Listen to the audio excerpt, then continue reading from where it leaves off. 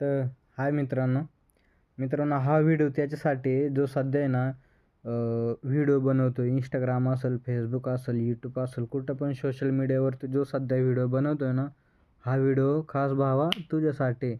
बाकीच्यांनी scroll केला तरी चालेल, काही प्रॉब्लेम नाही आहे. तर बघ भावा, तू जर किंवा विचार करतोय बुवा व्हिडिओ बनवायचा पण तू बनवू शकत नाही, त्याच्यासाठी हा व्हिडिओ. की बघ भावा, जर सध्या तू जर व्हिडिओ बनवत असेल तर बनव भावा, काय प्रॉब्लेम नाही. 4-5 वर्ष लागतील, 5-6 वर्ष लागतील किंवा 1-2 वर्षातही तू ग्रो करू शकतो, ते काय सांगता येत नाही. पण भावा, व्हिडिओ बनवायचं सोडू नको. त्याच्यासाठी कारण आहे की तू जर विचार करत असतील की लोक काय म्हणतील, मग मी व्हिडिओ काढले तर माणसं काय म्हणतील.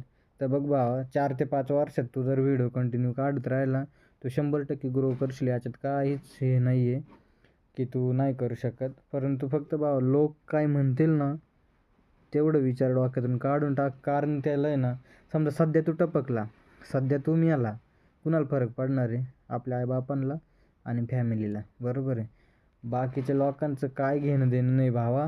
ते तुझ्या दाव्याला येतील, जेवून हात पुसून निघून जातील. मग तू त्याच लोकांचा विचार करतोय की ते लोक मला काय म्हणतील व्हिडिओ काढून. आपल्याला काय करायचं आहे दुसऱ्या लोकांशी भावा. त्यामुळे तुला सांगतो की व्हिडिओ काढणं एक तर चालू कर, किंवा तू काढत असेल तर बंद करू नको. कारण फ्युचर काय आहे ते तुला पण माहिती आहे. तर एवढंच मला सांगायचं होतं की आपण ज्यांचा विचार करतोय ते लोकांना काय घेणं देणं नाही भावा आपल्याशी. एवढं ध्यानात ठेव. आणि ते 4 ते 5 वर्षांनी जर तू नाहीच व्हिडिओ बनवले, 4 ते 5 वर्षात तू कुठं असतील, मग त्यावेळेस तू हे कारण सांगणार आहे का, अरे मी विचार करत होतोय की मला बाकीचे लोक काय म्हणतील व्हिडिओ काढून. हे कारण सांगणार आहे का त्यावेळेस? बरोबर आहे की नाही भावा? बाकी